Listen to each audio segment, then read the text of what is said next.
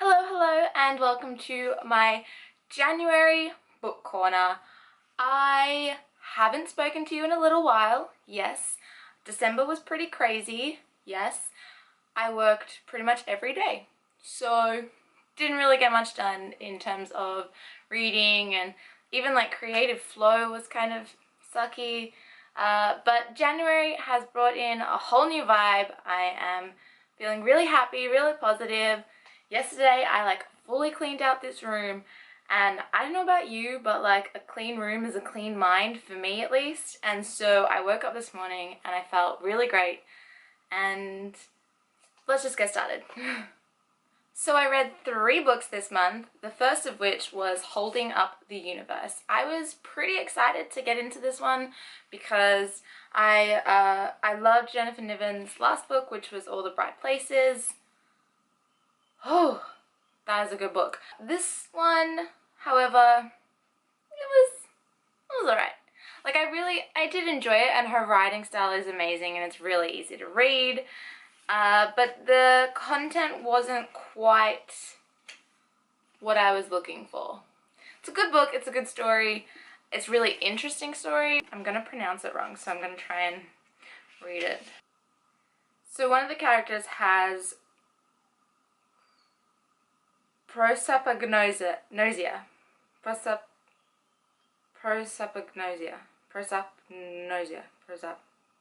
One of the characters can't recognize faces. I obviously skipped past that word every time I read it. I don't know if you do the same thing, but when I can't really read a word, I sort of make up a sound in my head, but because I'm never saying it out loud, I never have to get my mouth around it. Anyway, that was really interesting to sort of read about and learn, I guess, how people sort of, with that condition, recognize people and get to know people's faces and stuff. So yeah, overall, good book, great writing, not quite the story I was looking for, but still good.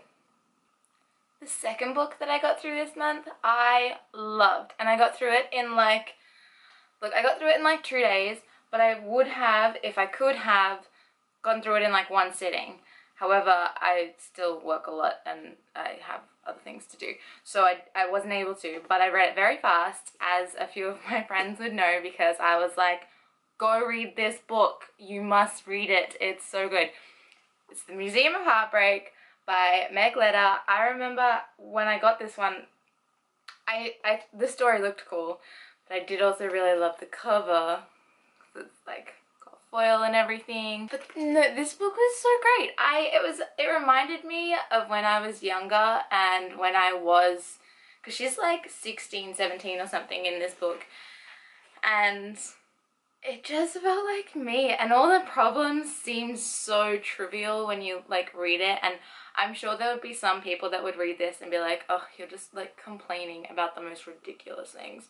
But I had the same fears, and I felt the same way, and it makes reference to, you know, current culture and stuff, and I really loved it. And it just sort of, you're sitting there reading it, and it's like this whole thing where she's got a best friend, and she has this like really hot cool guy that she really likes, and it's kind of a sort of Pretty in Pink situation where it's like, what are you doing? You're missing the amazing guy in front of you this whole time, and like it's gonna be too late before you even notice, and you just like sitting there thinking you are making the most stupid choices right now.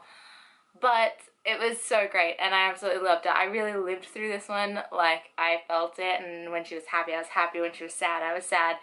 I loved it, and I really, really recommend this book. Probably, like, at the top. It's going to be hard to beat this one this year, and it's January, so set a high bar. The third and last book that I finished off this month was The Problem with Forever. I know, I'm late to the train with this one. A lot of people have already read it. Everybody loved it, raved about it, which is why I bought it. But then I kept sort of just reading other stuff, you know. TBR lists are probably one of the hardest things that you just never get through, and things just get piled up on top, and then you choose to read something else, and yeah. Anyway, this was also really good. I also read this very fast as well. I probably only took like a couple of days to get through this one. Holding Up the Universe took me a little while. It took the longest of the month, where the other two probably took me the same amount of time. So if that gives you an indication of how much I enjoyed Holding Up the Universe to other books, maybe. But yeah, this was really sweet and really easy to get into. I was gripped straight away and I wanted to know about it straight away. If you don't know anything about The Problem with Forever, it's about a character whose name is Mallory. She is from an abusive household as a child, like a foster care, and she gets out of it in a bad way, but she gets out of it. And there's a boy in her life when she's younger that's sort of like her protector. They're the same age, but then she doesn't see him for a few years because she leaves that household, which is good. And then she starts at a new school and he's there, and it's just about this like reconnection and trying to accept the past for what it is and going into the future. There was a few moments where, you know, she's sort of talking about how her like new parents or her therapist are saying, you know, forget about your past and like leave it there, ignore it, and that's just not something that's really possible. Like, you can't just ignore a past because a past makes you who you are in the future, and I think that's something that they really grapple with in this book, and you know, it sort of gets accepted. And I really loved this book, and there were a lot of like teenage feelings, which is cool, but it also just, I do enjoy books that sort of delve into a slightly darker part of life, because, you know, not all lives are really happy and, you know, without troubles. So I really loved this book, and I do highly recommend it to anyone. It was easy to read, like the Museum of Heartbreak, but in a different way.